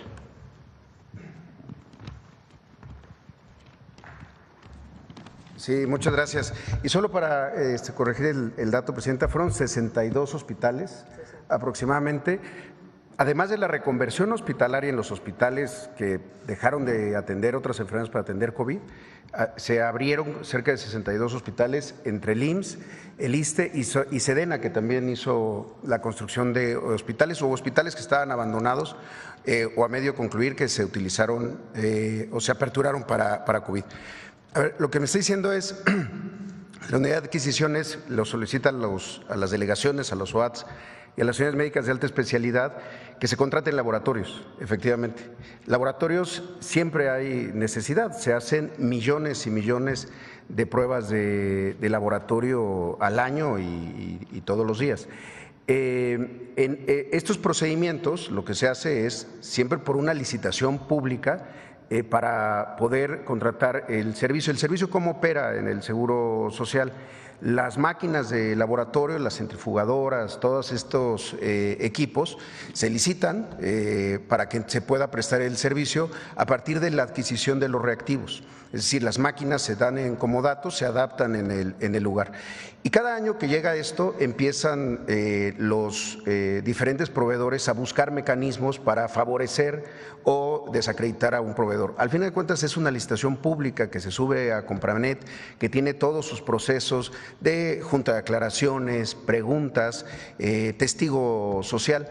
Por cierto, la Auditoría Superior de la Federación auditó todos y cada uno de los procesos de laboratorio, que justamente una de las claves aquí es que los sistemas sean institucionales para que todos y cada uno de las recetas de un laboratorio, es decir, un laboratorio no llega una persona a solicitarlo, va a su consulta, el médico o la médica le indica que tiene que hacerse un estudio de laboratorio, entonces va al laboratorio y está indicado por el propio médico. Entonces, no es una irregularidad, es una necesidad que se establece de esa manera. No entiendo en dónde encuentra usted el… Presidenta, director, el tema es que durante la administración del presidente, el ISSSTE y obviamente el IMSS cayó en bancarrota, digamos, porque se contrataron empresas que rentaban obviamente las camillas, que hacían estudios de laboratorio más caros cuando el instituto o el ISSSTE o ustedes tenían los implementos y obviamente los laboratorios para realizar. Entonces, si el instituto se está fortaleciendo, yo no entiendo, y discúlpenme mi ignorancia, por qué contratar externos cuando el instituto se está refortaleciendo y, por supuesto, tiene la capacidad, como dice la presidenta, para convertirse en un instituto que sirva para atender a los pacientes en México. Sí, a ver, las camillas no tienen nada que ver con los laboratorios. Es un ejemplo, yo no estoy diciendo que ahorita. No, y no, en el caso de camillas, que es un mobiliario, digamos, un equipo, nosotros no rentamos camillas, no rentamos camas, no rentamos quirófanos. En el caso de los laboratorios, insisto, siempre que se hace un análisis del costo y el beneficio entre comprar el equipo de laboratorio, tenerlo y tener un contrato al final de cuentas para su mantenimiento, se ha visto, no son laboratorios externos al IMSS, ojo, son laboratorios que ocurren al interior de las instalaciones con el personal del Seguro Social. No es una subrogación hacia un laboratorio privado, eso sí se lo quiero aclarar, sino que se llega a la máquina, se instala la máquina en los diferentes peines de laboratorio que están en los hospitales del IMSS y lo que se compra son los millones de pruebas reactivas y otros muchos insumos que provee este proveedor. Y las máquinas, en el caso del laboratorio, solamente en el caso del laboratorio, son máquinas que están en comodato en el IMSS. Por eso muchas veces se hacen esto de manera plurianual, porque si se estuviera haciendo año con año se encarecería muchísimo, además de que siempre la instalación y la desinstalación de estos equipos pueden generar retrasos en la prestación del propio servicio. En muchos otros casos, los equipos son propios del Seguro Social. En el caso específico del laboratorio, que es uno de los servicios más frecuentes y que se hacen más al día, son cerca de 50,000 estudios de laboratorio diarios, pues ese es el modelo que nos da mucho mejor resultado. Entonces, esas empresas que… Te comento, para apoyar aquí a Zoe. Sí. Bueno, primero no estaban en bancarrota, ni el IMSS. El IMSS tiene más recursos ahora que lo que ha tenido en toda su historia, gracias a la política laboral del presidente López Obrador y que nosotros hemos Antes de que llegara el presidente sí había unas dificultades. El ISSSTE ha tenido más problemas, pero se está capitalizando. Es muy distinto. En un hospital a lo mejor los doctores me pueden explicarlo mejor. Se privatizaron muchos servicios. Por ejemplo, hemodiálisis. Se contrató el servicio y venían y ponían todo. En esos casos, pues lo que se está haciendo es, ¿qué caso tiene contratar toda la hemodiálisis? Si en el hospital se pueden tener los equipos de hemodiálisis y se puede hacer a través de los propios trabajadores del IMSS, del IMSS Bienestar o del ISSSTE. Y algunos otros servicios que están asociados. Ahora, en el caso de laboratorios, ¿qué pasa? Se requieren comprar reactivos para los laboratorios, eso no los hace el gobierno, ni pretende hacerlos. Entonces requieren reactivos para el laboratorio. Entonces algunas empresas dicen, cuando me compres el reactivo yo te pongo los equipos de laboratorio. Te voy a cobrar 5 centavos más por cada prueba, pero yo te pongo los equipos. Y entonces en la licitación, en vez de solo licitar los reactivos, licitas los reactivos y el equipo más sencillo de laboratorio que te pueden poner ellos mismos. En un análisis que se hizo, sale más barato eso que comprar los equipos y aparte los reactivos. Entonces, en ese caso, pues vale la pena hacer ese proceso. En otros casos, como la hemodiálisis, no, porque además estás perdiendo capacidad. Entonces, a eso se refiere Zoe. De hecho, el programa de, ¿cómo le llamamos ahora? La muestra viaja o laboratorio en tu clínica, que está en el Estado de México, tiene un esquema de este tipo y es totalmente transparente y se pueden dar los números. Y eso permite pues que ellos mismos te estén poniendo el equipo, porque de todas maneras les tienes que comprar los reactivos. Es algo que ofrecen los propios proveedores y no pierdes capacidad como institución. Entonces depende también de qué servicio y siempre hacerlo de manera transparente. Gracias, presidenta. Y ya por último, un tema de corrupción que no se da en el país, ¿verdad? Sobre todo del PAN. Pues no veo ahí a Xochitl Gálvez, a Lili Telles y más grupos manifestándose por 2 temas importantes en el estado de Guanajuato. Presidenta, en días recientes la empresa mexicana Seguritech pues difundió que le dio una casa al exgobernador de Guanajuato, Diego Sinue, allá en Houston, Texas, porque pues, durante su gobierno le había dado contratos multimillonarios con el tema de seguridad y demás, de una empresa del señor Daniel Esquelsenavich y Ariel Pictec. Estos señores, bueno, forman parte de esta empresa, ellos le regalaron la casa o se la prestaron a Diego Sinue. Presidenta, y obviamente aquí hay contratos multimillonarios con el gobierno y se dice que también podría tener esta empresa contratos porque le vende cuestiones de seguridad a los gobernadores de Baja California, Quintana Roo y el Estado de México, y que hay contratos por más de 2,000 millones de pesos. Yo no sé si a través de su gobierno se pudiera ver si los gobiernos de los estados mencionados tienen contratos con esa empresa, porque pues al rato va a ser un golpeteo para Morena, que pues les van a dar casas y inventa la derecha. Y obviamente, pues eso. No, bueno, son cosas distintas. Una cosa es una licitación de algún tema y gana una empresa, y si es transparente y está en precio y no hay problema, pues gana la empresa.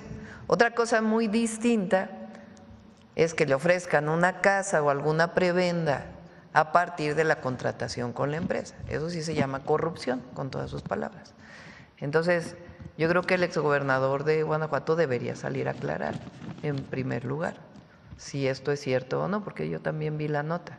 Entonces, el primero que debería salir a aclarar, pues, es él. Y ya, pues, en el proceso de entrega-recepción, si se encontró algo por parte del Estado de Guanajuato, pues tienen que reportarlo.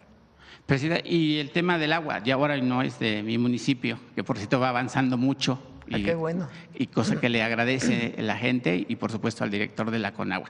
El tema, presidente, es con el sistema Batán Agua para Todos, donde el pasado 4 de junio de este año fue recibida en la legislatura del Estado de Querétaro la iniciativa Sistema Batán Agua para Todos, enviada por el gobernador del Estado de Querétaro, Mauricio Curi González. En ese tema, presidenta, pues el gobernador, que además ya se va, no le va a dar tiempo de concluir esta obra. Es una obra que lleva, pues por supuesto, millones de pesos en inversión. Son 35,722 millones 784,982 pesos esta obra, pero el sistema BATAM, que tiene planeado llevarse una operación de hasta ejecución y operación de hasta 30 años, pues tiene algo grave, Presidenta, porque este sistema pretende potabilizar el agua de aguas negras, agua cruda, como se dice, y pues piensan distribuirla como agua potable para el Estado. Ese es un acto pues vil, porque no se le puede dar… No, pero a ver, porque sí hay que aclarar. Sí. Hay una norma en la Semarnat. A esa voy. Sí, la norma en la Semarnat, a menos que cambie. Hay países que reciclan su agua de desecho y queda potable. O sea, tecnológicamente es factible hacer algo así. ¿Qué pasa en México? En México hay una norma ambiental que establece que si llegas a potabilizar, bueno, se recicla el agua a través de plantas de tratamiento y tiene que estar un tiempo en reposo en algún cuerpo de agua y después de eso su potabilización. Eso lo dice una norma y tienen que cumplirse pues todas las reglas ambientales para que esto pueda ser así. En el caso del proyecto Batán, pues tiene que analizarse si es viable o no es viable ahí por parte de los diputados del Estado de Querétaro, porque entiendo que tienen que aprobarlo. Pero sí es importante que la gente sepa que sí hay normas que permiten que agua de desecho, a través de filtros, puedan llegarse a convertir en agua potable. Y en México tiene que tener pues una serie de normatividades. ¿Cómo se hacen esas normas ambientales? Que está desde hace mucho tiempo. Se juntan expertos en la materia y discuten durante 6 meses, 7 meses la posibilidad de hacer esa norma. Se hacen estudios, se ve y finalmente ponen la norma y luego sale a consulta pública. Y después de la consulta pública pues ya se ve si se aprueba o no se aprueba. Entonces ese es el caso de México. No hay hasta ahora una norma que establezca que sea directo. Tiene que estar en reposo durante un tiempo. ¿Y usted la considera factible o no como científica? Pues tiene que revisarse en qué casos, cuando no hay oportunidad de tener agua de ningún otro tipo, hay países africanos que lo hacen y funciona. Entonces, ¿qué tienes que garantizar? Pues que el agua siempre sea potable. Nosotros no tenemos ningún proyecto que tenga que ver con uso directo, se tendría que cambiar esa norma ambiental. Hay proyectos que tienen que ver con esta norma que está explícita, investigada por científicos y que es viable y posible, pero tiene que cumplir pues muchísimas cuestiones tecnológicas. Ok, gracias, presidente. Buenos días. A ver, ya luego vamos atrás. Ahora ya me fui con primera fila otra vez, ¿ves? La costumbre. Gracias, presidenta. Buenos días. Buenos días a todas y a todos. Nancy Flores, de la revista Contralínea.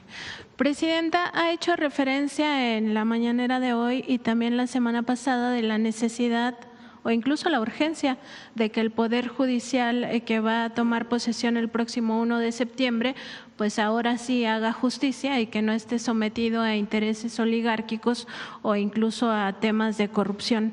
Preguntarle si también sería deseable, presidenta, que a partir de esa fecha en que se puede decir que se está refundando este Poder Judicial, ya quede atrás el régimen de privilegios. Sabemos perfectamente que la actual Suprema Corte de Justicia de la Nación y en general el Poder Judicial de la Federación, pues había más de 2,000 funcionarios y funcionarias que ganan más que usted. Pero el régimen de privilegios incluye otras cosas, por ejemplo, que se les pague servicio médico privado, que tengan acceso por ejemplo, que se les pague la colegiatura a sus hijos e hijas en escuelas privadas, que también se les pague todo el tema de telefonía móvil y telefonía fija en sus domicilios, con extensión para sus familias. Incluso hay algunas evidencias de que se les habría pagado viajes al extranjero que no necesariamente eran para pues funciones del propio Poder Judicial, y todo el tema, por ejemplo, de estos bonos de más de $500,000 de pesos que se le conoce como el pago por riesgo. Entonces, preguntarle, Presidenta, si sería deseable que ese régimen de privilegios quede en el pasado a partir del próximo 1 de septiembre, con independencia de si son funcionarios que vienen del pasado o de los nuevos que llegan. Hay que ver la parte, la Constitución trae una parte en donde sí dice claramente que los ministros no pueden ganar más que la presidenta, ni ningún trabajador del Poder Judicial. Hay que ver una parte que tiene que ver con lo laboral, para no cometer ninguna injusticia. Pero obviamente el objetivo es que ese recurso se utilice para lo que es necesario. Entonces sí, el objetivo es que el 1 de septiembre sea una nueva corte en todo el sentido de la palabra, que viva en la justa medianía. Si requieren seguridad por algún caso que tratan, pues esa es otra cosa, pero que no tengan bonos, que no tengan seguros médicos privados, todo esto que hoy tienen, pues no, son servidores públicos y como tal, si quieren pagarlo de su salario, pues es su derecho, pero no tienen por qué usar recursos públicos para privilegios específicos de los que hoy gozan. Para lo del pasado no dice nada la reforma constitucional, pero por lo menos es importante que a partir del 1 de septiembre, otra cosa mariposa. Presidenta, también en otro tema, en la revista Contralínea acabamos de publicar un reportaje acerca de ya los cambios que se están viviendo en el esquema empresarial paralelo que tenía Petróleos Mexicanos. Hemos documentado que una de las empresas de estas filiales que Pemex tenía en el extranjero, particularmente en el paraíso fiscal de Islas Caimán, Pemex Finance, por fin fue liquidada. Esa empresa fue creada en el sexenio de Ernesto Zedillo. Como la mayoría, Pemex llegó a tener 61 empresas 100% de su propiedad, pero que trabajaban como privadas. De hecho, muchas de ellas radicadas en el extranjero y no se les aplicaban las leyes mexicanas porque no son extraterritoriales. Preguntarle cómo va este tema de la reconfiguración de Pemex, particularmente el caso de estas filiales privadas, y sobre todo también saber si en el caso del grupo PMI, que tenía su tesorería en Países Bajos, si ese dinero, que es dinero público, a pesar de que mucho tiempo lo trataron como dinero privado, ya se va a repatriar por fin a México, y también qué pasa con el grupo Mexgas. Estamos trabajando en una transformación profunda de Pemex, muy profunda.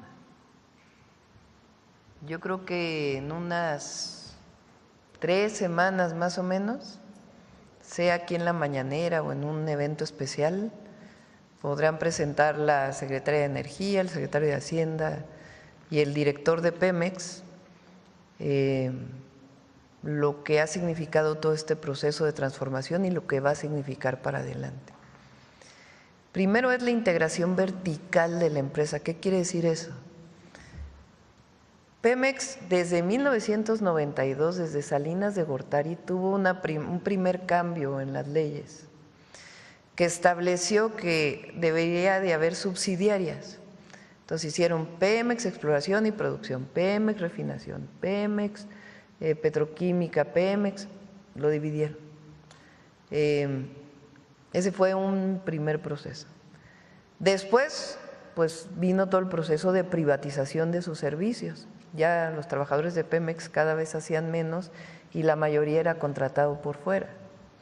Después de eso vino la creación de filiales y ya la reforma del 2013 ya fue así como el golpe maestro para facilitar la corrupción y desmantelar Pemex. 40 filiales. Entonces, gracias al cambio constitucional que se hizo en el 28 constitucional y a esta reforma de todas las leyes, o sea, realmente se echó para atrás por lo menos yo diría el 60-70% de la reforma del 2013.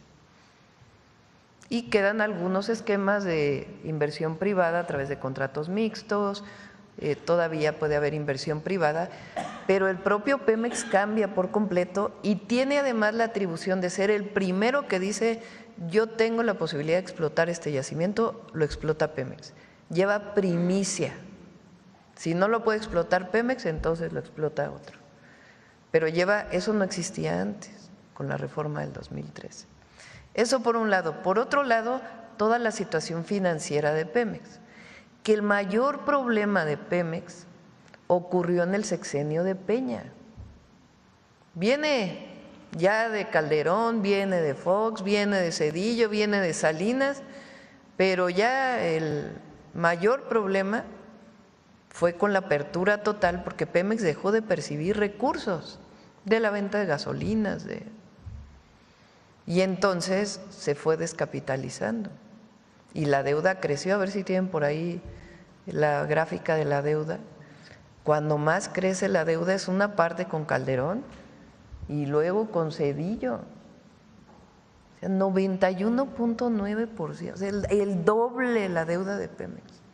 ¿Y para qué servía? Para el gasto corriente, porque ni siquiera era para nuevas inversiones. Entonces, estamos trabajando, ha sido un trabajo muy intenso. Así como me reúno los lunes con salud, los martes me reúno con energía, 2 horas, y le hemos dedicado mucho tiempo a Pemex, ayudándoles a tomar decisiones, a ver cómo resolvemos los problemas.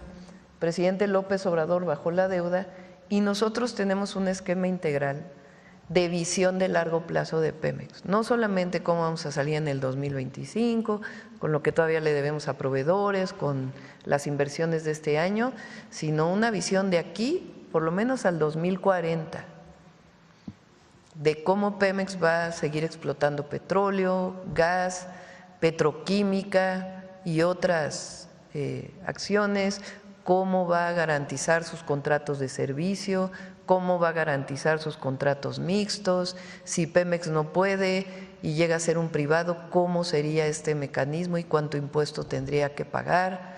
Entonces, todo esto lo estamos trabajando y obviamente la Secretaría de Energía, el Secretario de Hacienda y Pemex están haciendo un trabajo extraordinario. Entonces, como en 3 semanas, más o menos ya podemos presentar toda la visión para Pemex, es muy importante, y ahí pues contestamos todas tus preguntas de cuántas filiales hay, todas las cuentas que había fuera que no pudo quitar el presidente López Obrador y que nosotros sí ya estamos consolidando e integrando verticalmente. ¿Qué quiere decir verticalmente?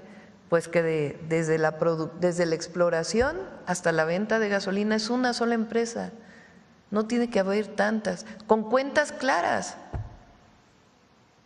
Pero es una sola empresa. Ninguna empresa petrolera del mundo tenía la organización que tenía Pemex. Ninguna. Todas están verticalmente integradas, con cuentas claras entre la producción y la refinación, pero están verticalmente integradas desde lo primero hasta lo último. Por eso se llama verticalmente integrada.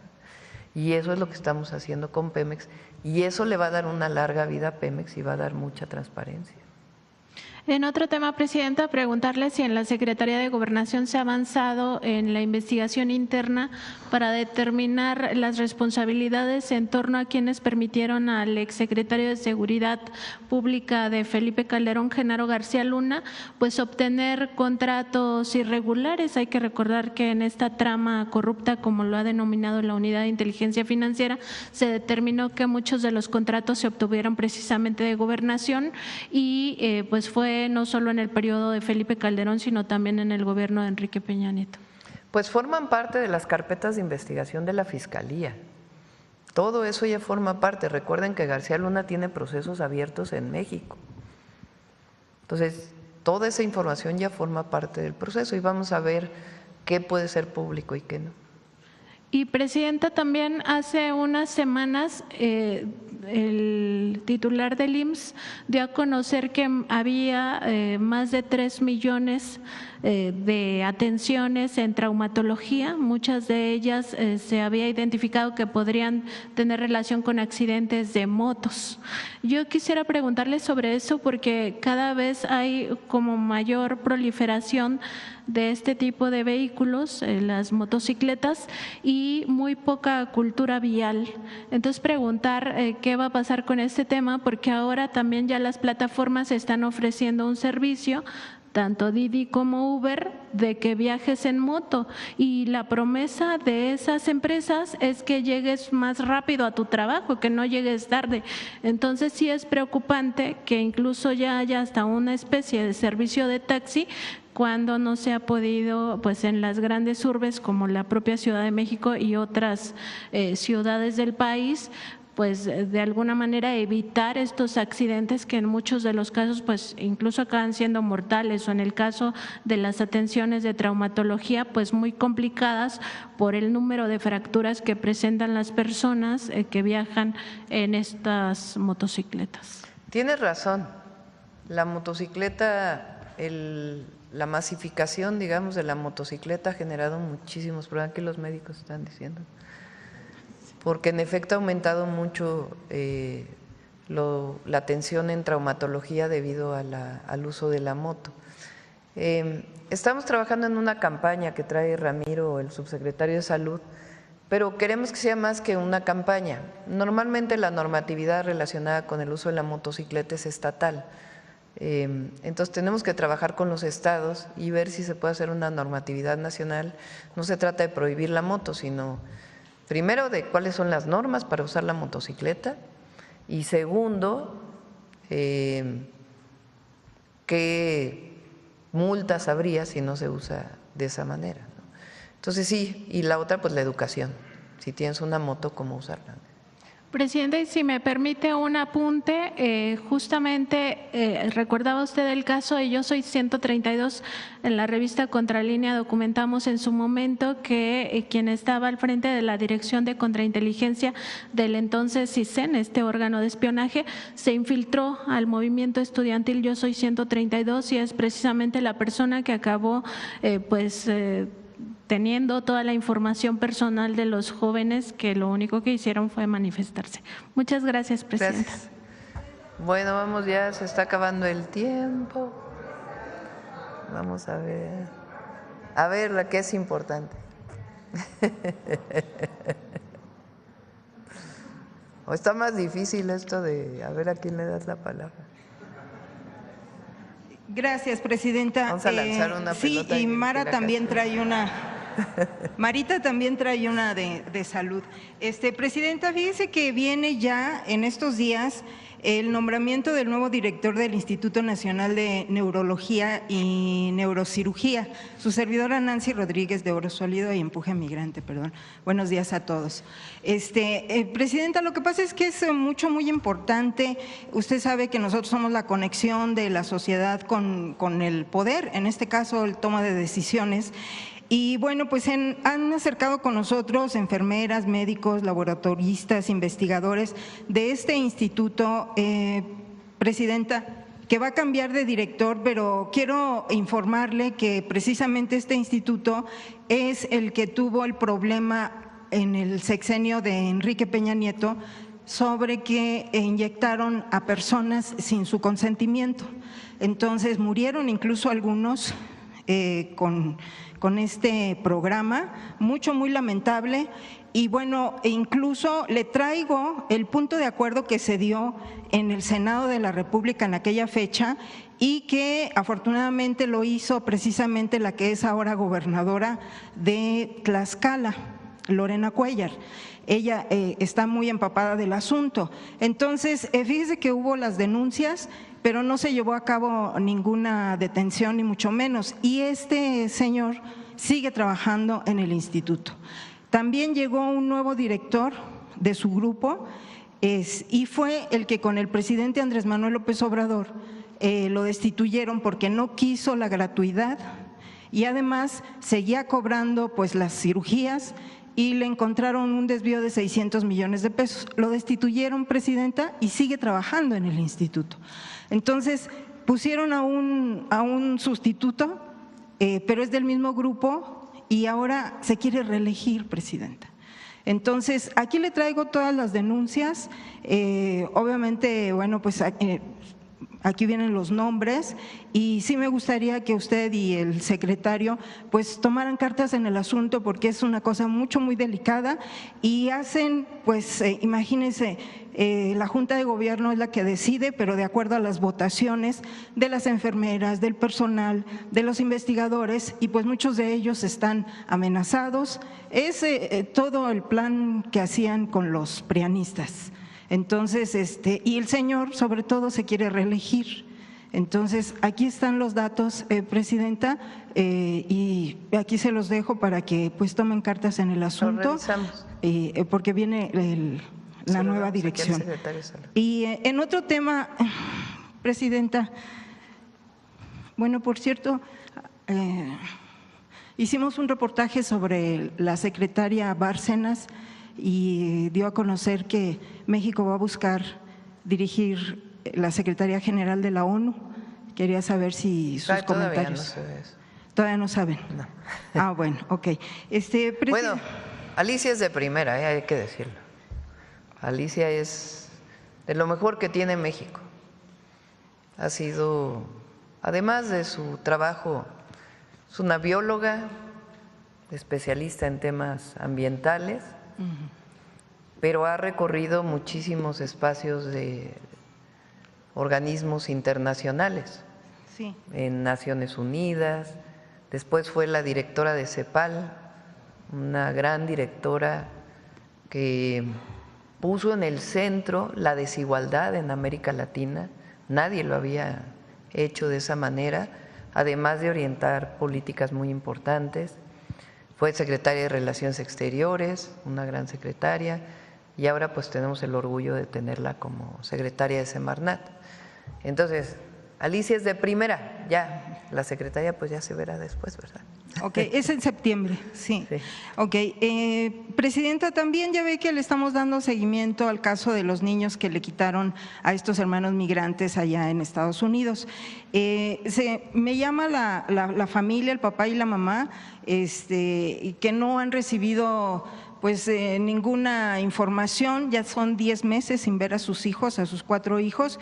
Le quiero dejar el seguimiento que me mandaron ellos, porque pues están desesperados, imagínense, sin ver a sus 4 hijos menores desde los 3, 4 años sí, hasta lo los atendemos. 2. A ver, ya ¿Sí? lo ha estado atendiendo Roberto, pero vamos a ver qué avances. Sí, y bueno, lo que pasa es que me dicen que si será necesario venir a hacer una huelga de hambre, yo no le puedo decir sí o no. O sea, no, definitivamente… Vamos a ver en qué paso va, pero sí lo he estado atendiendo Relaciones Exteriores. Sí, gracias. Y ya por último, presidenta, pues desafortunadamente esta situación con nuestros hermanos migrantes, nosotros ya en Oro Sólido y en Empuje Migrante no les podemos decir que aguanten, porque tampoco los vamos a someter a que aguanten humillaciones y discriminación. Pero fíjese que ya hay, incluso mi compañero Julio Omar le comentó la semana antepasada acerca de que iban a hacer un programa para que pudieran pasar sus coches. Pero fíjese que no existe. Sí, pero fíjese que no es suficiente, porque pues hay algunos que quieren traerse incluso sus maquinarias, o no sé, se debe de hacer un programa más extenso, presidenta. Vamos a hacer a ver cómo podemos facilitar que traigan el menaje de casa si quieren regresar. Sí. Le decimos a Relaciones Exteriores. Sí. Quieren montar sus negocios aquí, entonces yo creo que sería algún programa multidisciplinario. Claro que sí. Y sobre todo también, presidenta, fíjese que, bueno, entrevistando a algunos que ya regresaron, unos que fueron deportados, me dicen que pues se quedaron allá todas sus cosas, su coche, sí, sus es computadoras. parte de lo que estamos trabajando con ellos, porque… Ajá. está mal, pues tienen que regresarle sus pertenencias. Exacto. Y también, fíjese que ahorita suman, de acuerdo al Wall Street Journal, suman más de 100,000 jóvenes y adultos de entre 20 y 50 años que ya retiraron sus ahorros entre 5,000 y 50,000 dólares, pero pues los tienen en su casa. Entonces también se necesita un programa de este tipo de cosas, porque también me dicen algunos cónsules que pues no pueden traer efectivo. Por cierto, miren de veras el amor por sus familias y por México de nuestros hermanos migrantes. Subieron las remesas, ya ven que bajaron. Sí, así va a ser. Sí. Mayo, para junio no alcanzaron el nivel que tenían el año pasado, pero subieron. Eso, o sea, frente a cualquier circunstancia, ellos siempre apoyan a sus familias. Por eso hablamos de héroes y heroínas. Así es, y entonces también se necesita un programa de financiero. ¿Qué se puede hacer con ese dinero? ¿Cómo es que pueden ellos organizarse? Porque sí se está ya viendo. Vamos a presentar, SOE también tiene el programa de inscripción al Instituto Mexicano del Seguro Social. Si quieren, hacemos de nuevo una conferencia dedicada a todos los apoyos de México Te Abraza. Trabajamos este tema de cómo pueden traer sus cosas. Y el programa de Finabien, dije que lo presentamos este viernes, pero vamos a esperar a ver si pasa la ley para ver exactamente en qué queda. Y ya presentamos también Finabien, lo de el IMSS, que es un programa muy bueno también. Entonces todo ello lo presentamos de nuevo en paquete para que sepan que si vienen a México, todos los apoyos que pueden tener. Y si están en Estados Unidos, ¿cómo los apoyan los consulados? Sí, hace unos días se vino ya una caravana migrante, aproximadamente 2,000 personas, se está hablando de 200 familias. Viene pues es un éxodo, Presidenta, entonces sí se necesitaría un programa multi… ¿De dónde?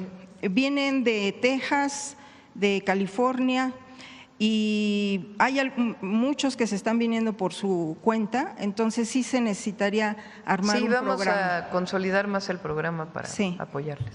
Muchas gracias, Presidenta. Gracias. Ya son 9:21. ¿Quién va a preguntar de salud? Van a decir yo. A ver, acá la compañera que insistentemente, Sonora, ya sé que desde hace rato estás pidiendo. Tema el martes. Presidenta, pues… Mañana, ¿te parece? ¿Vienen mañana?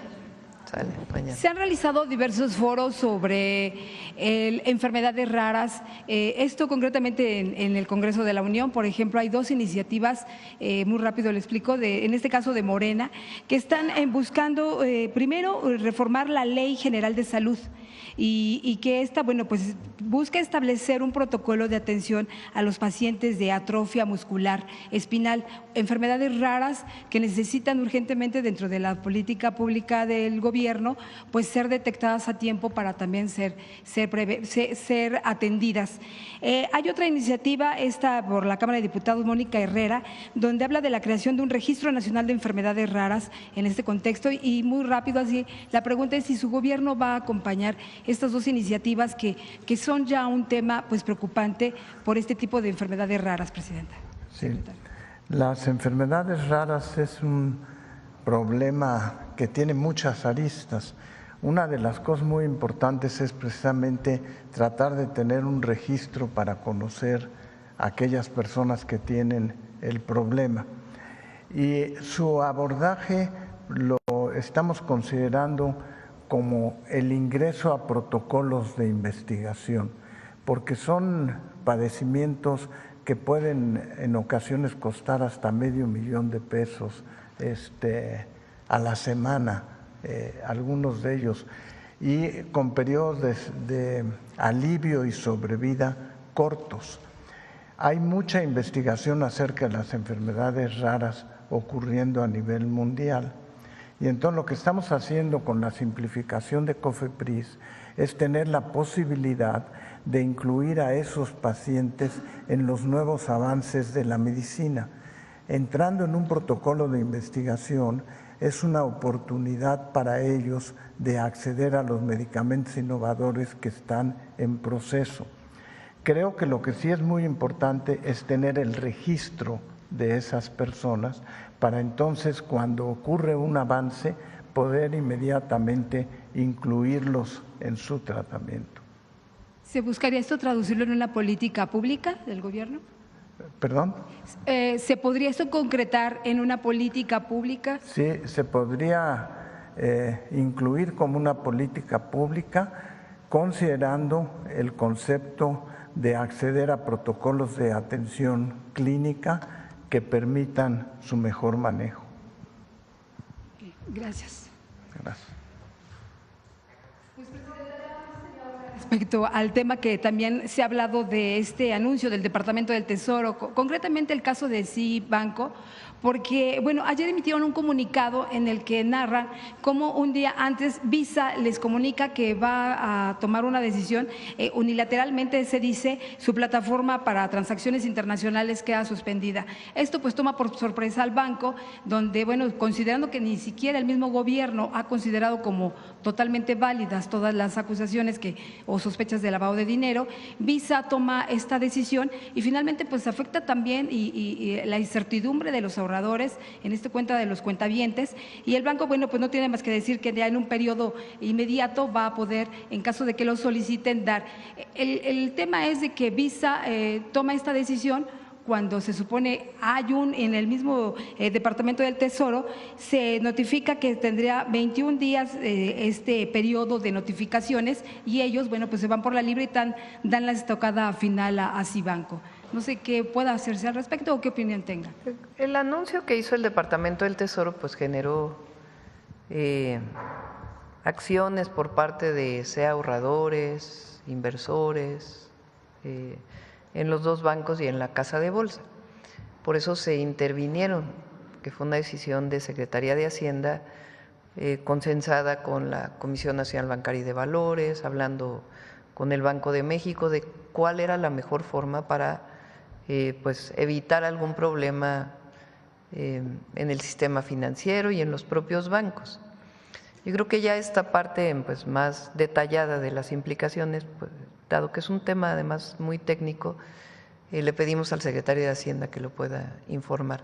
Lo que sí puedo decirles es que se ha actuado de manera muy responsable, reconocido por los bancos mexicanos, por la Asociación de Bancos, y se está haciendo pues todo lo necesario para que no tengan implicaciones para los ahorradores ni para quien invierte, y buscar la mejor forma si alguien quiere retirar sus recursos, que tiene derecho, de un banco, cómo se podría hacer sin que tuviera efectos mayores.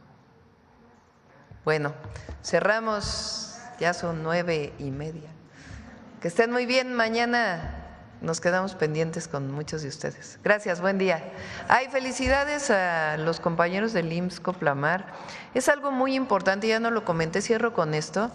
El IMSS Coplamar es una forma de atención de las zonas más apartadas del país, que como bien dijo Zoé, nació en los 70s.